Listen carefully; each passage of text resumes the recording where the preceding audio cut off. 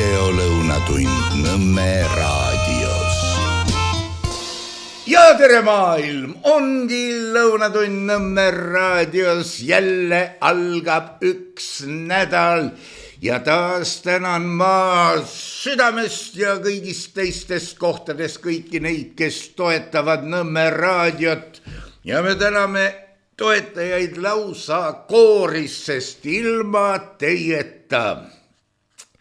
No tegelikult, kui pikemalt rääkida, ühe lause pühendaksin sellele, siis juba aastakümnete eest unistasin ma sotsiaalraadio loomisest, mis ei sõltu reklaami müügist ja igasugustest klippidest, mille puent on lause, sest sina oled seda väärt. Olge tänatud toetajad, meie püha sõda kestab ja minu daamid ja härrad, täna on stuudios ei keegi muu kui taas Andres Raid, välja uuriv ajakirjanik kõiges ilus ja hiilguses. Ja Andres, ja löö siis mind nüüd uudistega jalust maha. ei, no raske sellist kogenud tegelast nagu sina millegiga jalust maha lüüa, aga alustame reipalt. Teadupärast on ju lugu niimoodi, et prokuratuur alustas kriminaalasja Eesti Energia vastu seoses Auvere jaamaga. Kogu aeg on ta rikkis, ta peabki algsest idee järgi rikkis olema, sellepärast et tegemist on ju kivisöe põletamiseks mõeldud kateldega. Siin üritatakse ju kogu aeg sinna põlevkivi sisse ajada, ei tööta ja lisaks veel muud jamad ka seal juures. Igal juhul on alustatud. Ja nüüd üks kodanik kirjutas ühele advokaadibüroole. Mäletan nimed jätame välja, mis advokaadibüroo ja mis kodanik, aga teada tuntud on mõlemad ja minu meelest väga andekas. Aga et mitte midagi jälle ise välja mõelda, midagi vahele jätta ega juurde panna, siis loen selle ette. Lugupeetud advokaadibüroo. Uudistes kirjutatakse, et Eesti Energia suhtes on prokuratuur alustanud kriminaalmenetlust. Kas oleks võimalik, et teie advokaadibüroo esindaks mind kui kannatanud, sulgudes olen tarbinud ju elektrit, selles menetluses ja konkreetsemalt esitaks alustuseks Auvere elektrijaama korstna arestimise taotluse, kuna Eesti Energia võib jätkata kuritegude toimepanemist ning karistusseadusliku paragrahv 83 lõige 1 kohaselt võib kohus kuriteo toimepanemise vahendi konfiskeerida. Olen nõus võtma korstna endale vastutavale hoiule, loomulikult tingimusel, et hoiukulud minule hüvitatakse. Kui palju see kõik orienteeruvalt maksma läheks? Aga loogika on ju olemas ju. Absoluutne loogika, aga siin, vaata, see on asi, mis kumab meile läbi juba päris pikka aega. Vaata, et terve inimpõlve või umbes nii, et riik on rahvale kahjulik. No vaat siin tuleme selle riigi määratluse juurde. No, jah, mis see on? Nii. Kes selle tegi? Aga no läheme selle riigi juurde nüüd natukese ka. Siin on üks minu meelest pretsedent, aga võib-olla ei ole ka. Võib-olla keegi vaatab seda kuidagi teistmoodi, mingisuguse teise nurga all ja loomulikult ei pretendeerime siin absoluutselt mingisugusele lõplikule tõele või siis millelegi, mis on absoluut. Aga olgu. Lugeda võis ajakirjandusest, et riigikohtunik Urmas Volens lahkub ootamatult ametist. Pole rahul kohtutest toimuvaga. Urmas Volens tahtis riigikohtunikuna muuta kohtupidamist inimestest hoolivamaks. Nüüd lahkub ta aga ametist, sest töökultuur pole muutunud piisavalt kiiresti. Ja mida ta siis teha tahtis? Võtame kohe ette. Jällegi loen maha, sellepärast, et siin tuleb täpne olla. Kohtud peavad oma algatuslikult veenduma, et laenulepingu tingimused on seaduslikud. See tõstab oluliselt sotsiaalsete probleemidega inimeste kaitsetaset. ehk siis siin on, no positsioon on selge. Ükskõik milline see inimene on, võib-olla ta ei jaga kõige paremini, võib-olla ta on sotsiaalselt abitu sotsiaalses mõttes, võib-olla tal on mingisugused probleemid ja nüüd ta tahab jälle võlgu võtta ja kuidagi ka neid inimesi kaitsta, sellepärast et neid reklaame, ju neid laenupakkumisi tuleb uksest, aknast ja sõprade ja tuttavate ükskõik kelle kaudu kogu aeg ja lõppude lõpuks selle kogu selle mõni selle jama all ju murdubki ja võtab jälle ja jälle satub sinna hammasrataste vahele. Aga nüüd riigikohtunik Urmas Volens püüdis seda asja natukene teisi koha pealt vaadata, midagi ümber korraldada ja tulemuseks on see, et ta lahkub ametist. Ilmselt öeldi talle või anti mõista või tehti ettepanek, millest ei saanud keelduda. Niimoodi ja siis ta ütleb veel niimoodi, tarbija krediidi ehk niinimetatud tarbimislaenu võlavaidlustes peab toimuma muutus. Riigikohus on seisukohal, et kohtud peavad omal algatusel kontrollima, kas laenuandja on järginud vastutustundliku laenamise põhimõtet. Maksukäsu menetluses takistab sellist kontrolli tööjõupuudus. Võimalik lahendus oleks menetluse ümberkujundamine või seaduse muutmine nii, et tarbija krediidi nõudeid ei lahendataks maksukäsu menetluses. Justiits- ja Digiministeerium tunnistab probleemi ja kavandab reformi, et viia süsteem vastavusse, kuula nüüd, viia vastavusse Euroopa kohtu lahenditega. Siiamaani ju ei ole kooskõlas ega vastavuses Euroopa kohtu lahenditega. Ja osutamine sellele Urmas Volensi poolt ja sellele inimlikkusele viis ta ametist. Mis tal siis vastas seal seisis? Me võime ainult oletada. Nüüd sellest kohtupidamisest natukene veel. Oot. Võtame jälle paberi, et mitte midagi välja mõelda. On pöördutud Eesti Vabariigi presidendi kantselei poole, autor on muide teada. Ja katsu nüüd vastu vaielda või öelda, et midagi on selgusetu või mingi asi on segaselt sõnastatud, arusaamatul kujul sinna poole teele lastud, presidendi kantselei poole antud juhul. Loeme ette. Püüan anda endast parima, kui õnnestub. Jutt on jällegi kohtupidamisest. Austatud Vabariigi presidendi kantselei, viitan teie kuupäev kirjale number, millega teavitasite, et minu pöördumised on võetud teadmiseks. Teie vastusest nähtub, et te ei käsitle neid pöördumisi teabenõuetena ning osutate asjaolule, et Euroopa Inimõiguste Kohtu lahendeid kasutatakse vajadusel ametnike poolt ka võõrkeelsetena ilma dokumenteeritud ja kontrollitava tõlkeprotsessita.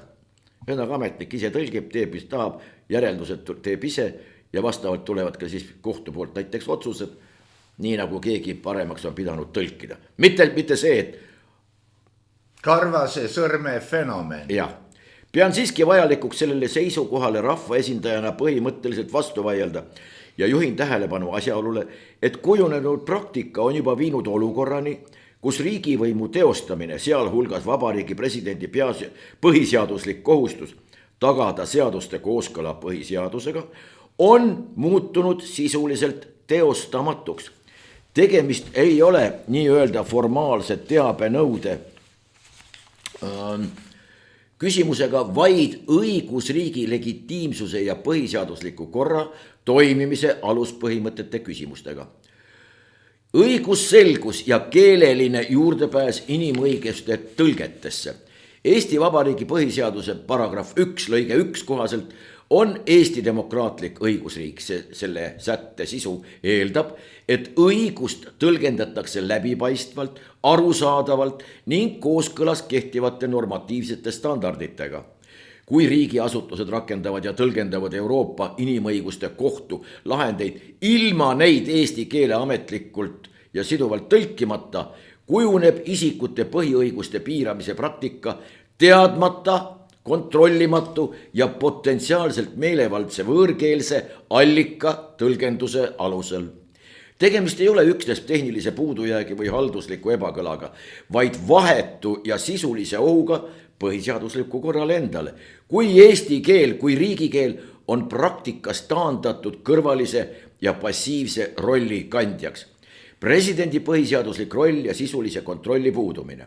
Vabariigi presidendi pädevusse kuulub põhiseaduse paragrahvi 107 alusel seaduste kooskõla kontrollimine põhiseaduse ning Eesti rahvusvaheliste kohustustega Euroopa Inimõiguste konventsiooni koos selle tõlgenduspraktikaga ja see moodustab osa sellest õigusraamistikust. Kui presidendi kantseleil puudub ametlikult kinnitatud sisuliselt adekvaatne ja eesti keeles teave Euroopa Inimõiguste kohtu asjakohaste lahendite kohta, puudub presidendil ka faktiline ja juriidiline võime hinnata, kas mõni seadus kitsendab põhiõigusi viisil, mis on vastuolus Inimõiguste kohtu määruste, lahendite ja nende tõlgendustega. Selline olukord seob presidendi käed tema põhiseadusliku kohustuse täitmisel, allutades tema kontrollfunktsiooni sisuliselt ametnike subjektiivsele tõlgendusele, võõrkeelsetest kohtulahenditest, mille sisu ei ole kontrollitav ega ka kodanikele arusaadav. On loogiline ju. On loogiline, aga vaata, punkt 1. Nii.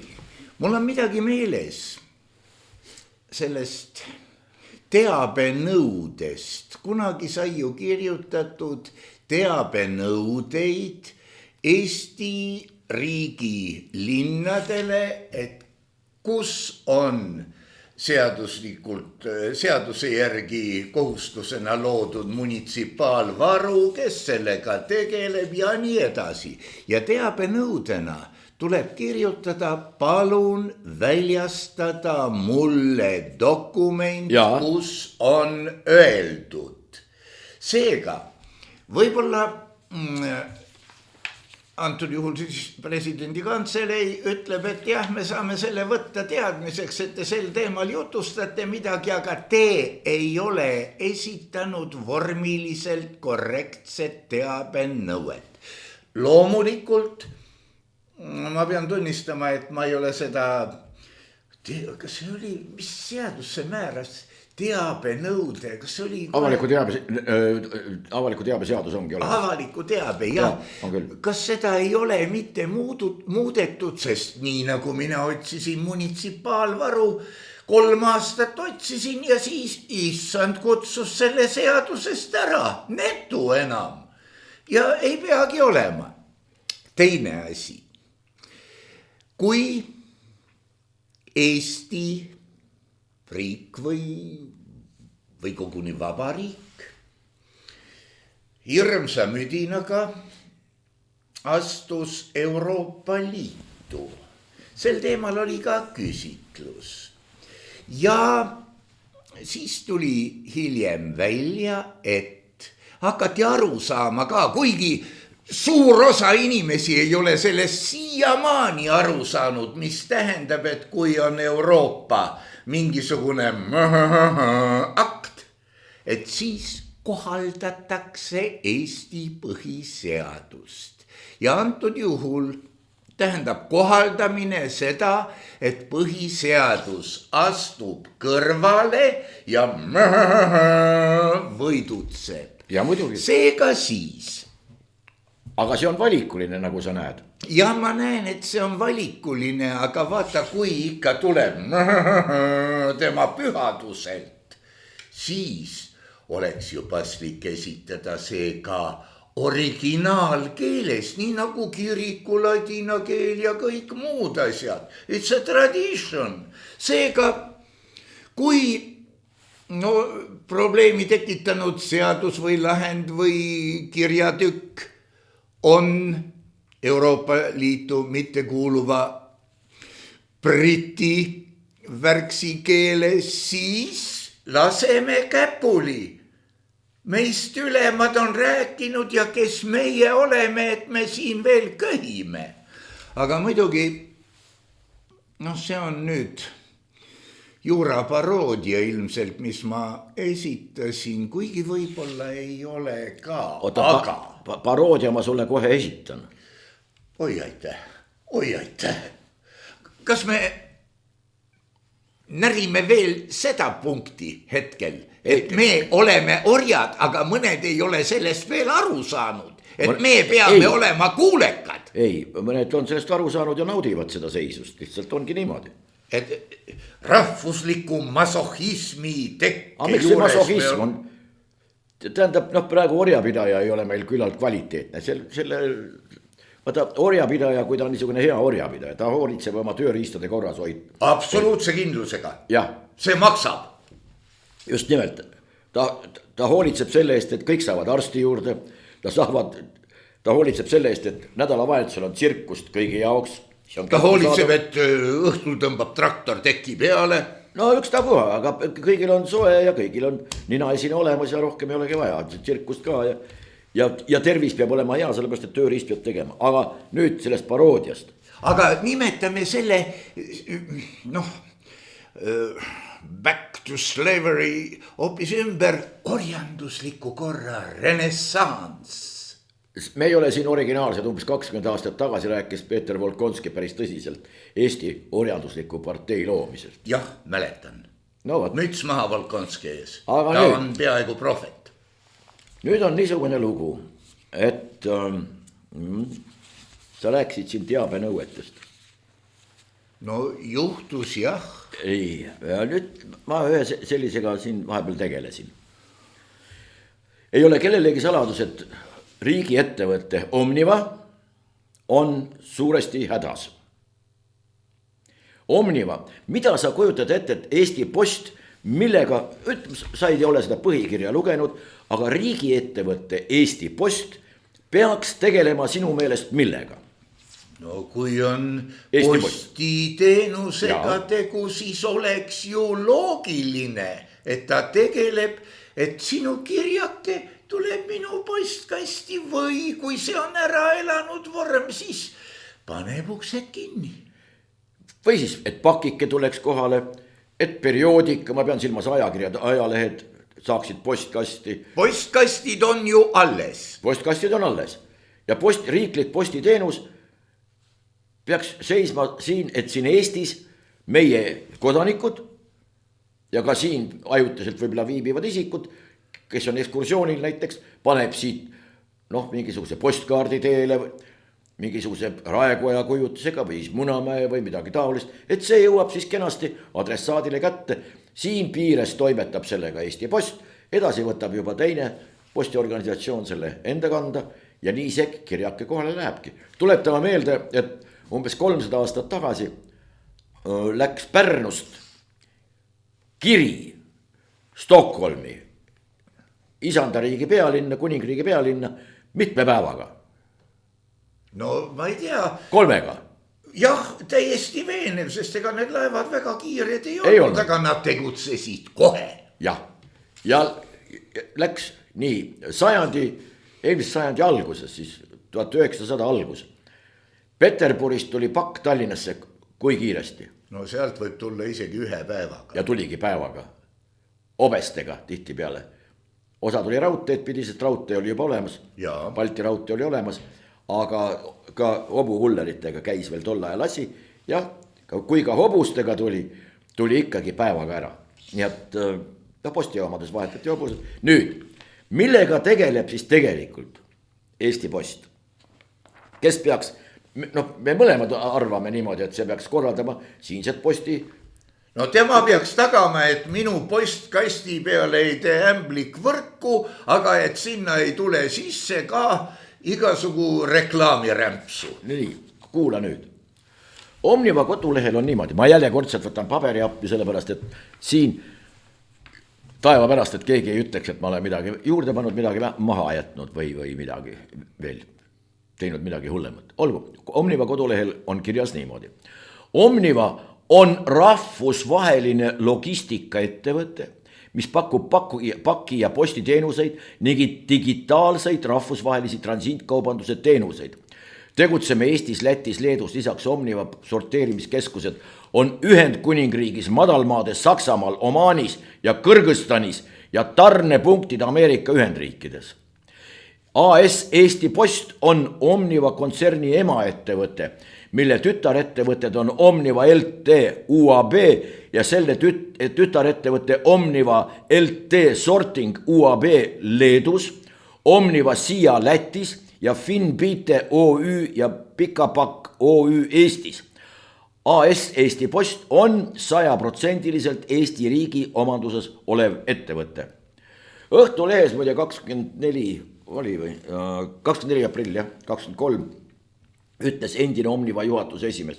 Omniva võiks pakkuda toidupaki vedamist, sest meie autod on üle Eesti alates kella 2 pärastlõunal suuresti seisvad. Me oleme selleks ajaks kõik oma ringid lõpetanud, miks me ei võiks teha koostööd? Omniva toob sulle õhtul restoranist paki koju, arutleb Mart Mägi, Omniva juhatuse esimees ja nii edasi. Võiks ka toidu, aga miks mitte siis ka küpsetada kohe? Aga miks mitte veel mingi pordumaja avada? Aga miks mitte võib-olla veel mingisuguste vedudega hakata tegelema? Aga miks mitte ka näiteks hakata tähti uurima? NASA filiaal siin ja nii edasi ja nii edasi. Nii, oota, aga nüüd see kõik alles hakkab tulema. Ja praegu on siis niimoodi, et Omniva esimese kvartali tulemused ei ole kõige paremad. No suisa suurte miinustega ja Omniva palub riigi abi. Kuidas selle riigi abiga on, me ei hakka seda nüüd siin ennustama või mitte ennustama igal juhul. Estonian Airi riigi abi on meil väga hästi meeles ja millega see lõppes täpselt samamoodi katastroofiga Eesti maksumaksja jaoks loomulikult. Aga nüüd, ja siin on, tuleb välja, et on mingisugune UPT fond loodud. UPT, mis see on? Kohe selgitan. Mul jäi selline tunne, et see mingisugune jama selle UPT fondiga on ja ma püüdsin äriregistrist leida. Noh, omanikud ja tavaliselt on mingisugune juhatus, on, kui fond luuakse ja siis ta on registreeritud mingisugune number on tal olemas kuskil registris. No kui on fond loodud.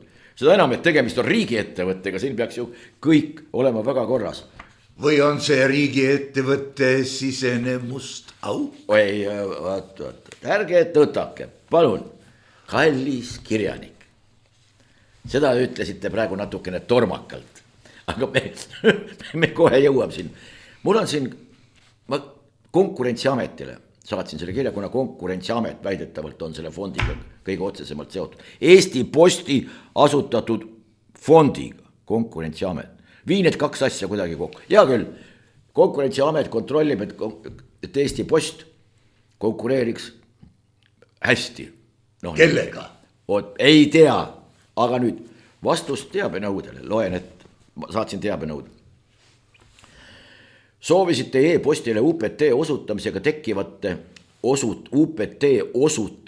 tekkivate ebamõistlikult koormavate kulude hüvitamiseks loodud niinimetatud UPT fondi aadressi, fondiregistri numbrit, andmeid juhatuse kohta. Jah, seda ma kõike küsisingi. So called. Nii, ja selgitame teile, et universaalse postiteenuste ehk lühidalt UPT, universaalne posti osutaja AS Eesti Post võib Konkurentsiametile esitada taotluse universaalse postiteenuse osutamise kohustuse täitmisega seotud ebamõistlikult koormavate kulude hüvitamiseks. Oota. Ei, nüüd oota sina. UPT ebamõistlikult koormavaid kulusid, mis need on, ei tea, kaetakse rahastamiskohustusega postiteenuse osutajate universaalse postiteenuse maksetest laekuvate summade arvelt. Hetkel on Eestis 2 rahastamiskohustusega postiteenuse osutajat, AS Eesti Post ja Nova Post Estonia OÜ. Universaalse postiteenuste makse laekub riigi eelarvesse. Sinna kuskile riigi eelarvesse. Universaalse postiteenuse makse riigieelarvesse laekumise ja selle kasutamise kord on kehtestatud rahandusministri 2009 määrusega number 24. eelnimetatud määruse paragrahv 1 järgi universaalse postiteenuse makse laekub riigieelarvesse ja see kantakse Rahandusministeeriumi pangakontole, kasutades viitenumbrina Konkurentsiameti kontonumbrit e-riigikassas. Oot. Ja nüüd mingit eraldi juriidilist keha universaalse postiteenuse maksete kogumiseks loodud ei olegi, vaid lihtsuse ja selguse huvides kasutatakse väljendit niinimetatud UPT fond, märkimaks vahendeid, mis riigieelarve tulukontele konkreetselt postiteenuste maksetest laekuvad. Ehk siis on mingisugune fond, millel ei ole ei registrinumbrit, ei juhatust, mis on lihtsalt riigieelarves mingisugune kehand, kuhu Omniva kannab mingisugust raha ja kust keegi võtab seda raha nii palju kui vaja ja kes võtab, ei tea, kuhu paneb, ei tea, kui palju, see tähendab, aga võtab ju palju rohkem, sest see on riigi raha. Ütle mulle. Tead, siin see on nagu kui eraettevõtja, ma konsulteerisin. Eraettevõtja istuks väga kaua. Kui eraettevõtja saadaks sellise kirja, ta istuks just nimelt ja päris kaua. Aga see on ju, saad aru, riik teeb endale annetuse oma niinimetatud fondi ja siis paneb sellele käpa peale ja tõstab tagasi. See on kõige odavam variant. Aga tegelikult on siin taga, no vähemalt minu eriti mustade mõtete ja fantaasiate raames, siin taga on peidus ju, vaata, kas see võib olla rahapesu, riiklik rahapesu? Ma jätsin selle ütlemata. Riiklikud pesukarud ja... See jätab sellise mulje, võib-olla eksliku, aga mulje on väga tugev ja katsuge nüüd. Ja ei ole ma leidnud argumente, ma olen konsulteerinud ka asjatundjatega. Nad kõik vangutavad pead ja ütlevad, no see ei saa nii olla, aga tuleb välja. Aga see kullamees, sa ütlesid 2009 pandi paika, et vaat see saagu niinimetatud. Millegi pärast inimesed, kellega ma konsulteerisin, kellel puudub isiklik puutumus absoluutselt asjasse. Ja nad kõik ütlesid, et see, võtame kuskilt 10 miljonit aastas ikka tehakse. Et selle ajaga on 100 miljonit on ikkagi tõstetud, kuhu vaja või kellele vaja. Ja siis küsitakse, et mismoodi need kilekotid kuskilt tekivad ja mismoodi. Ja muide näiteks ka õlimüük, põlevkiviõlimüük. Ja kui need on pikad futuurid, siin on mingid ettemüügid, ega seal ka mingisugust ju riikliku konkurssi hinnad, riiklik pakkumine.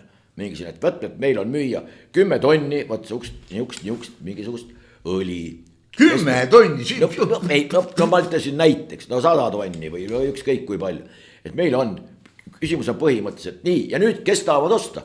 Nii, kes pakub rohkem, 100 rubla, 300 jeeni, nii, kes pakub rohkem, 600 naela, Londonist tuli pakkumine, nii, kes veel pakub, Jüääni, siin Pii pakub, nii ja nii edasi. Seda ju kõike pole olemas.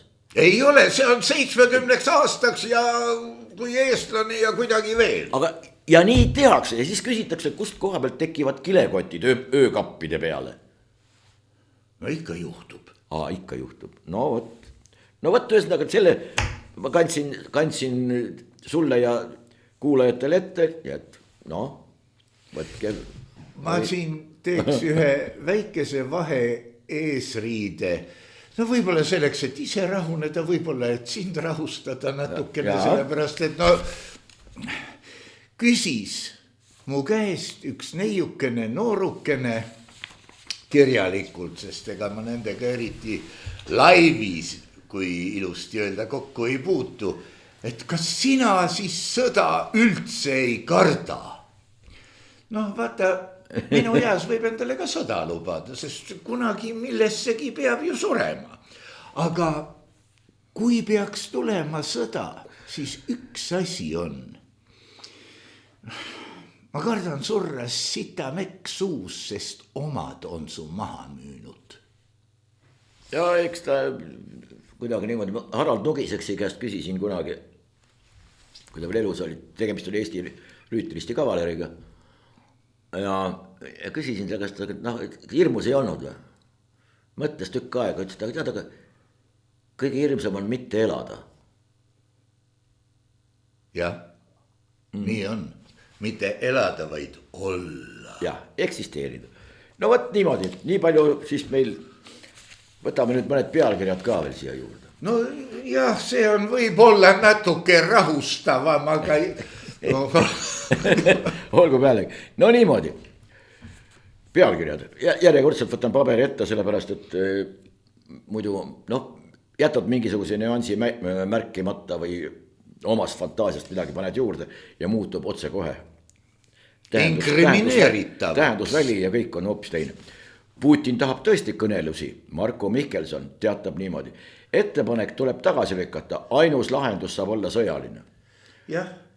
Perverdist ja siin fotograaf. Ma lugesin üles ka kuskil need paragrafid, mis käsitlevad sõja õhutamist või kui niisugust ja ma arvan, see on mu isiklik arvamus. Ei, aga tegemist on, tähendab, kuidas üldse on võimalik, et selline isik veel avaliku sees laiem. Tuletame seda neid laste pornofotosid meelde ja kuidas on võimalik? Jätkab nagu poleks mitte midagi olnud. No aga Eesti on ju avangard. Teised riigid varsti hakkavad samamoodi tegema. On igasugused asjad olemas. Tähendab, keegi varastas kuskilt midagi ära, keegi andis kuskil kellegile vastu nina. Keegi ütles kellegile halvasti ja nii edasi. Need on kuidagi moodi, aru saad, varastas poest kuskil midagi või lõi akna puruks kellelgi. Sõitis kraavi või kõik kuidagi aru saadav. Aga vaata laste suhtes sellised tembud ja pervertide asjandused, vaata need peaksid olema küll. Need on isegi loomakarjas sellised, et see isend võidakse koha peal ära süüa. Njam, head isu. Aga olgu pealegi. Nii. Nüüd tankeri intsident Läänemerel. Vaata, siin oli üks niisugune väga huvitav juhus vahepealt. Tanker Jaguari nimeline sõitis. Ja siis hakkas see tegevus pihta. Võimudele tegi muret, et laev lähenes Estlink 1 merekaablile. Kuule, kas sa kujutad ette, kuidas on võimalik mööda Läänemerd, ehk siis Soome lahte siit samast. Soome laht on osa Läänemerest. Võimalik seal edasi-tagasi ida-lääne suunas kulgeda sellisel viisil, et sa ei lähene mõnele juhtmele või kas torujuhtmele või elektrijuhtmele või veel mingisugune sidega. Kui see juhe on tõmmatud kahe kalda vahele. Unmöglich. Igal juhul lähened. See tähendab, et kõik sellisel puhul peaks reageerima ju kõikidele alustele, mis lähevad mingi kaablile lähemale ja pärast jälle läheb kaugemale ja nii edasi. See on esiteks, aga olgu pealegi. Pevkuri lause selle kohta. Ma loen jälle ette, kuna laev keeldus Eesti vetesse sisenemast täiendavaks kontrolliks, siis eskorditi ta Eesti vetest välja. Tähendab, ta keeldus Eesti vetesse tulemast ja siis ta selle eest aeti moraalselt välja. Eesti vetest välja. Pane nüüd need kaks asja kuidagi kokku. No ei pane kokku, see on kvantütlus. Aga ega Tsahkna pani siia kohe juurde ju. Agressorriigi lennuk saatis laeva kuni Peterburini välja. No tal pidi ikka päris hea jõll olema. Ei, tähendab, laev liigub kui kiiresti. Ta on mingisugune 12-13 sõlme teeb ikka tanker. Jah. See on, korrutame 1,8, aga saame kilomeetritest. Ütleme 25 kilomeetrit tunnis. Ligi 30, 25-30 kilomeetrit tunnis. reaktiivlennuk Su-35 lendab kui kiiresti. Ta nii aeglaselt ei ole suhteline lendama. No minimaalselt võtame seal kuskil maandumise juures, kuskil 300-350. Laev läheb ja lennuk. Ja lennuk saadab teda. Esiteks, sihtsadam ei olnud Peterburg. Just niis kadus side nende kahe vahel ära. Võtta, siin on küsimus ei rohkemas ega vähemas, kui enda mingisugusesse väga häbiväärsesse valgusesse panemine või kui inimesed selliseid asju loevad, tähele panevad, mis mulje jätab see nendest kõnelejatest või kirjutajatest. See on halvasti. Mis mulje, sest kindlasti on need tekstid ju kuskil kooskõlastatud. Siis kes on need nõunikud, kes meie tähtsatele tegelastele selliseid tekste ette annavad? Meie tähtsad tegelased on nii tähtsad, et kui mingi kuradi nõuniku punn julgeb neile midagi öelda, siis ta läheb minema. Nõunik on dekoratiivkeha, ma olen selles 100% kindel. Aga milleks siis neid vaja on? Milleks teile vaja palkama? Silmailu või ma ei tea. No siis niisugused siresäärsed neiud ja niisugused toredad. Ühesõnaga ta mõjub mõtlemisprotsessile hästi.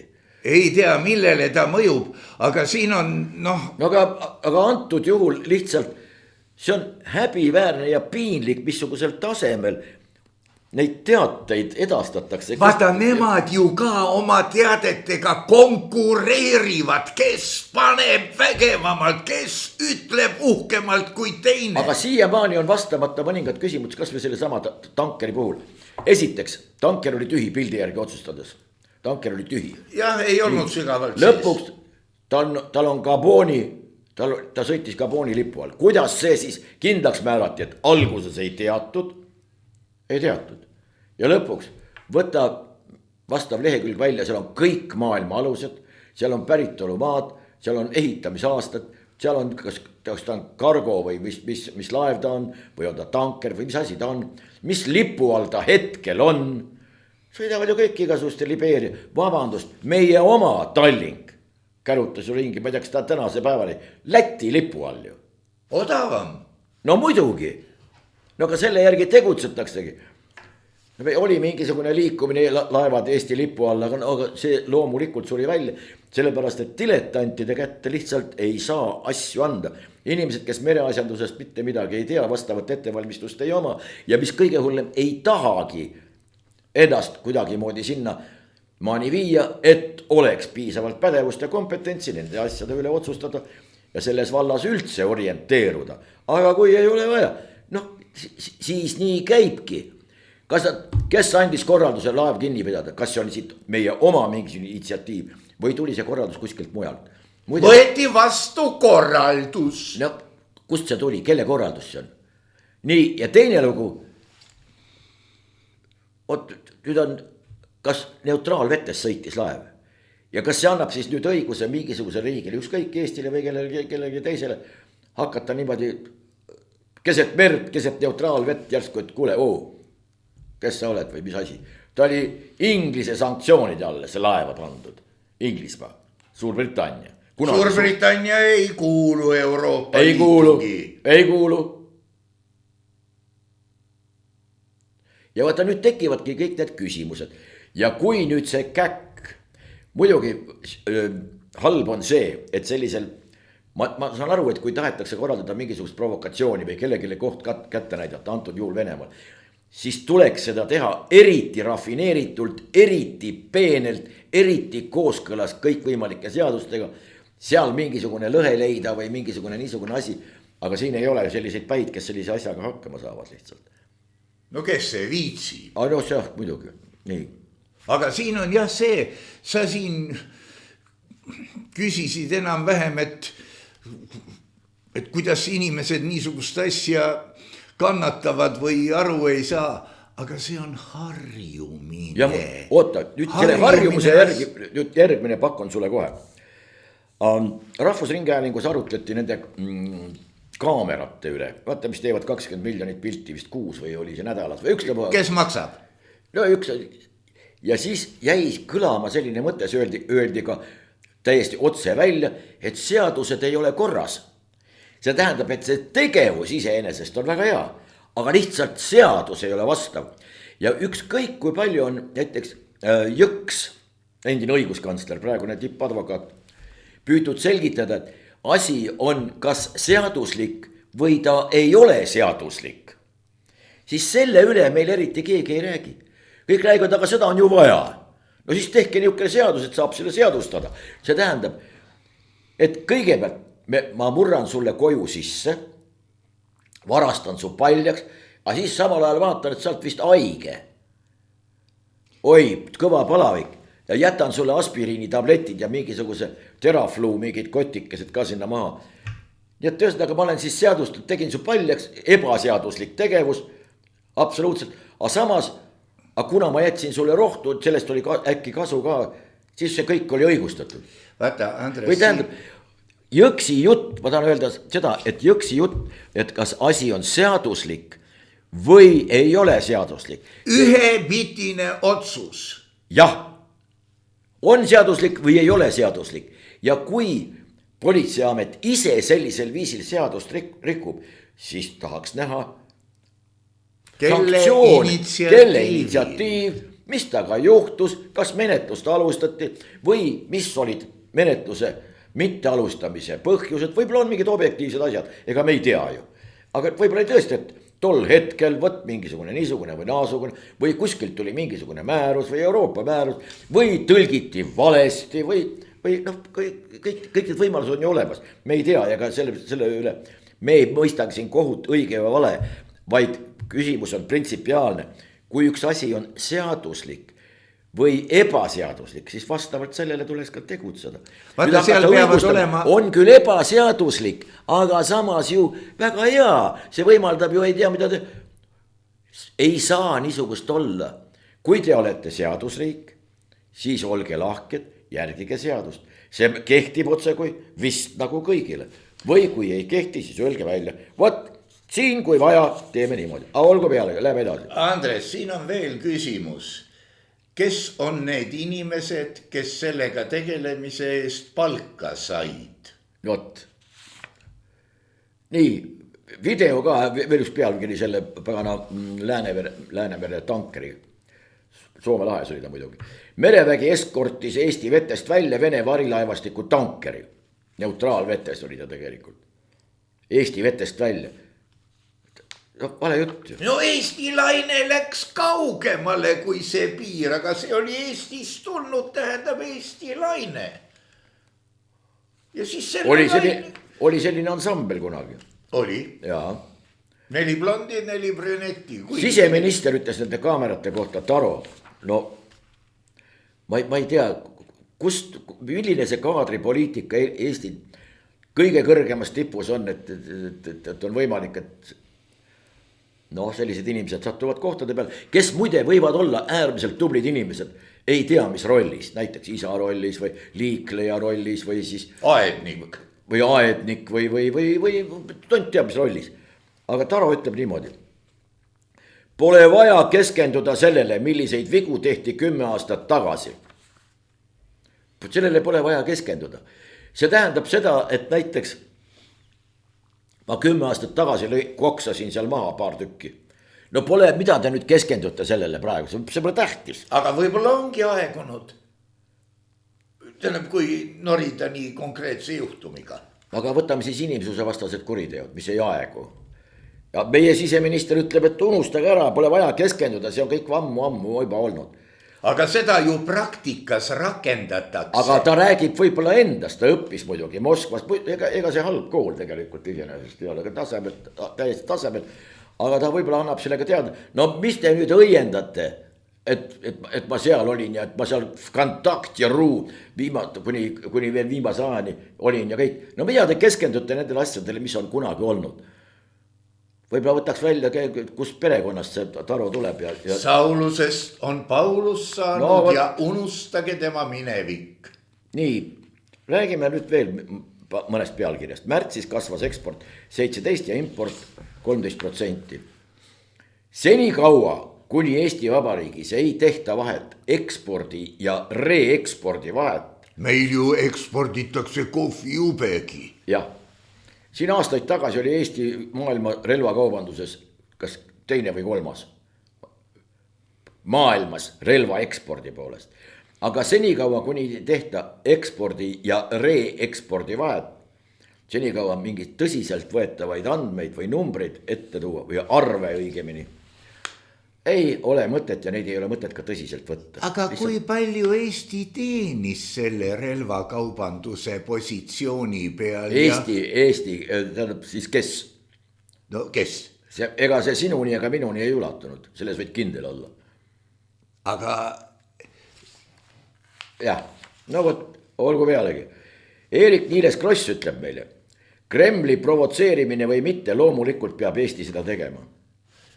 Kremli provotseerimine või mitte. Kumba aga... siis tegema peab? Jah.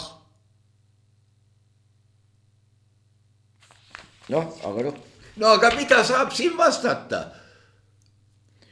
Podoljak on välja öelnud, Zelenski ei kohtu Istanbulis Venemaalt kellegi, me räägime keelest puhtalt siin praegu. Zelenski ei kohtu Istanbulis Venemaalt kellegi teisega peale Putini.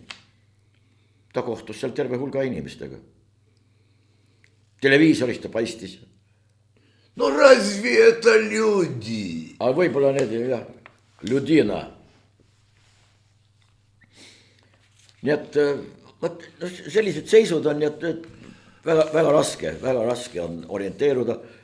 Muide, Eurovisioon sai läbi, ma nüüd oli katastroof või ei olnud katastroof või? Tead, see on nüüd niisugune asi. Mina ei ole selle saate või nende ürituste publik. Mina ka ei ole. Kuidagi mul on täiesti ükskõik.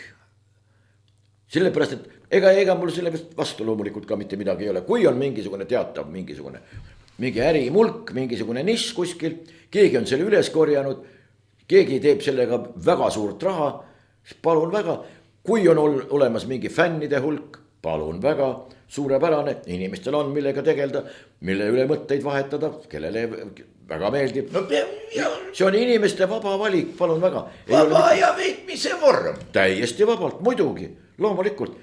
Ja ei ole kellegi asi kedagi hukka mõista või vastupidi taevani kiitma hakata. Jedem tasaine, igal ühel oma ongi kõik. Aga muidugi sellest on tehtud jah, mingisugune niisugune, et nüüd siis peaks, nüüd võiks. Leiba ja vaatemäng. See vaatemäng võiks kvaliteetne olla. Muud midagi, loomulikult. Aga see tase võiks olla, kuidagistki. No võib-olla me oleme liiga vanad juba. Võib-olla. Kuigi arvestades, et näiteks Abba võitu Waterlooga me ju võib-olla mäletame või? See oli viimane Eurovisiooni selline muusikaline. Võis küll olla. See oli orkestriga ja puha. Ja muidugi. Ja pärast seda ei ole niisugust asja pole olnud. See on kuidagi, ei tea. No ta on nagu ta on, vaata, tegelikult siin me läheme väga jubeda teema peale, see on ajakirjanduse peataolek. Ja hiljuti ma lugesin ka ühte kirjatükki, kus Ameerikamaa autor kenasti näitab 15 punkti, miks peavoolu ajakirjandus ongi selline, nagu ta on, et ta ei tohi öelda ühegi poliitiku kohta midagi kahtlasse, siis ei võta teda enam jutule ja võib-olla peatoimetaja kaudu. Ja nii edasi. See tähendab, et sa küsisid Eurovisiooni kohta. Mul on õnn ja rõõm olnud vaatemängulistes sellistes konkurssides ikka omal ajal osaleda.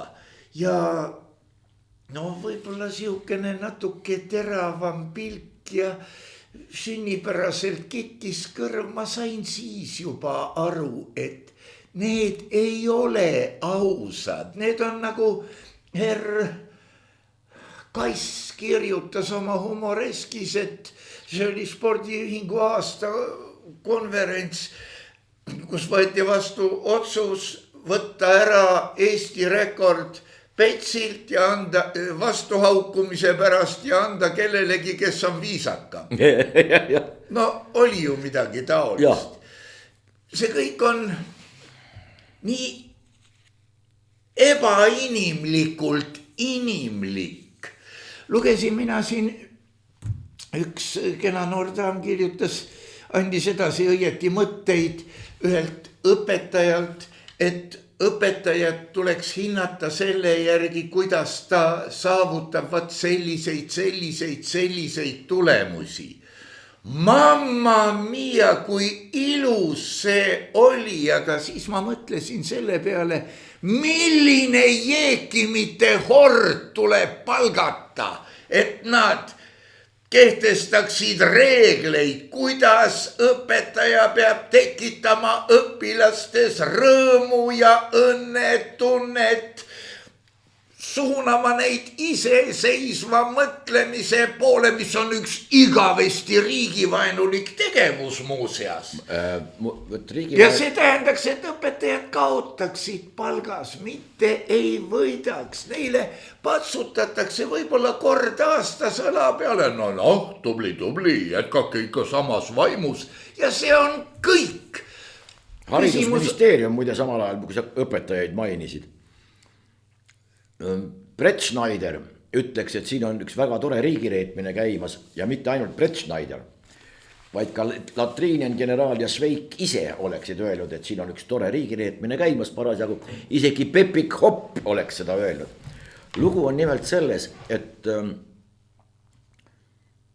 haridusministeerium on tungivalt ja pealekäivalt õpikukirjastajatele peale käinud juba viimased natukene aega Kristiina Kallase tulekuga just, kes on ise poolvenelane. Lihtsustatud eesti keeles võiksid olla õpikud.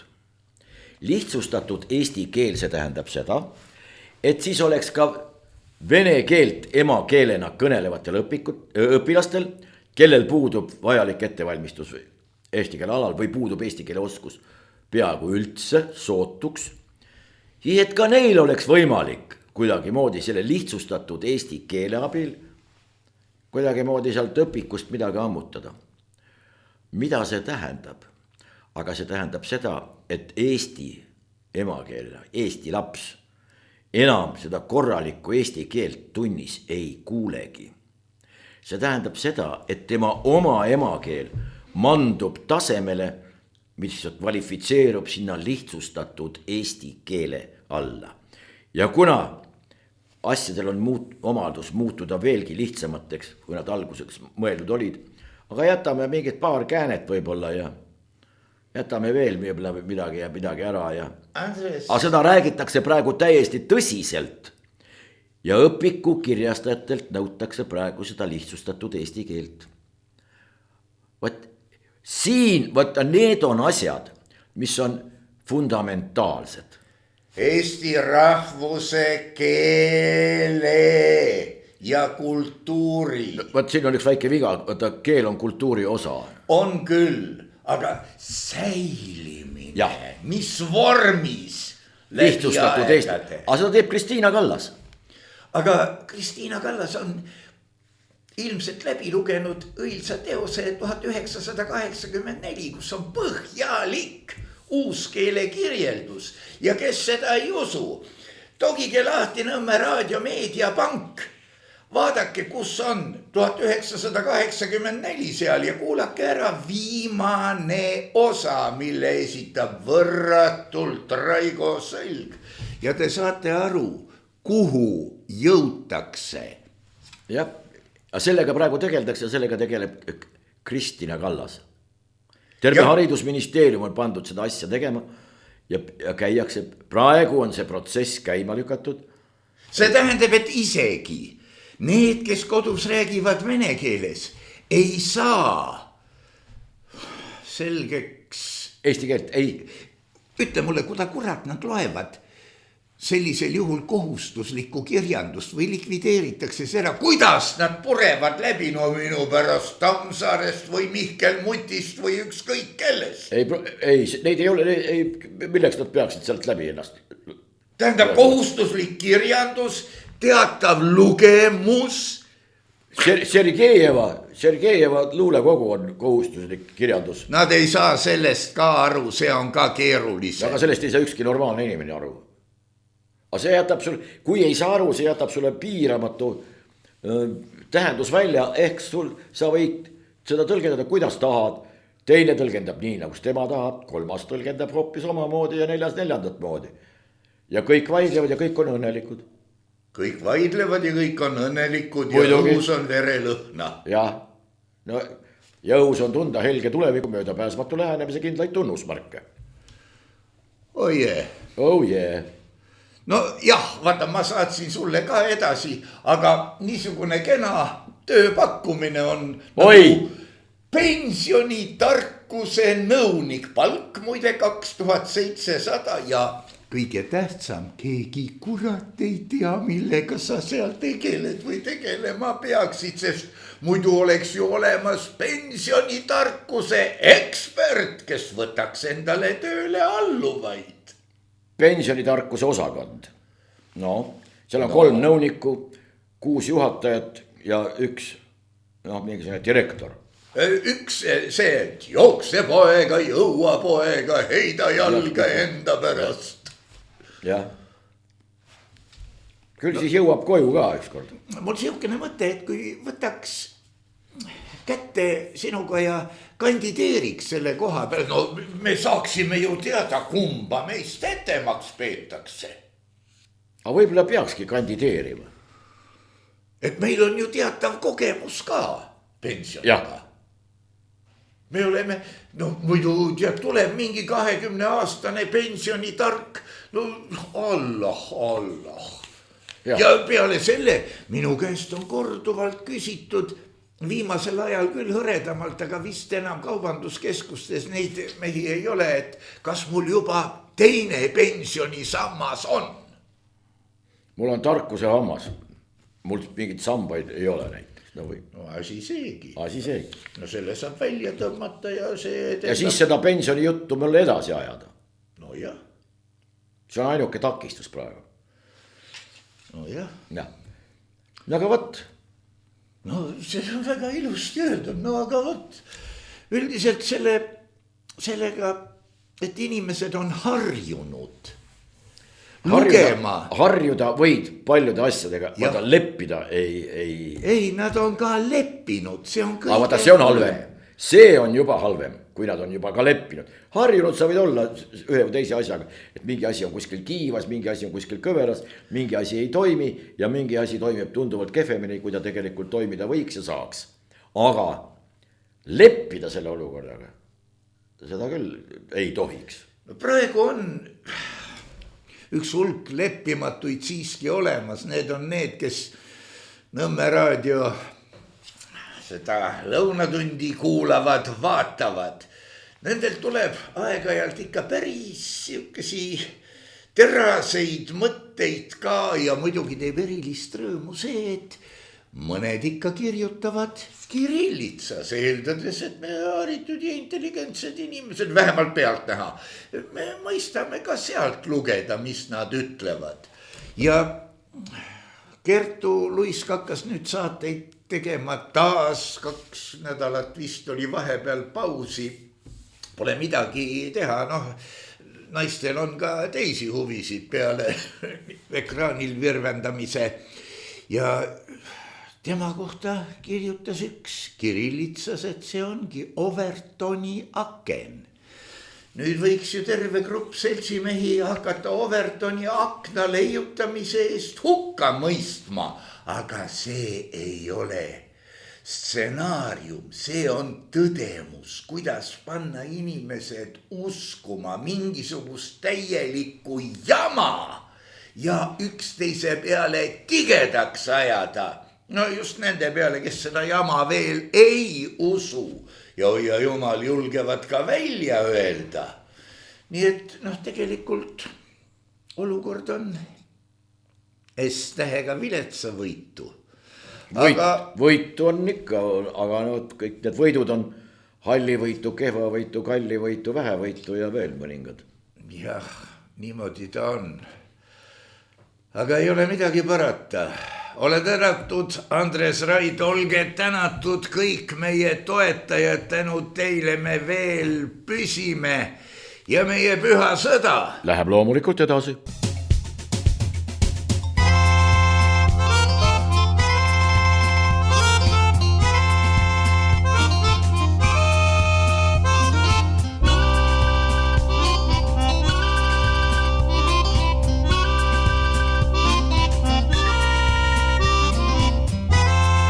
Saade on salvestatud 2025. aastal.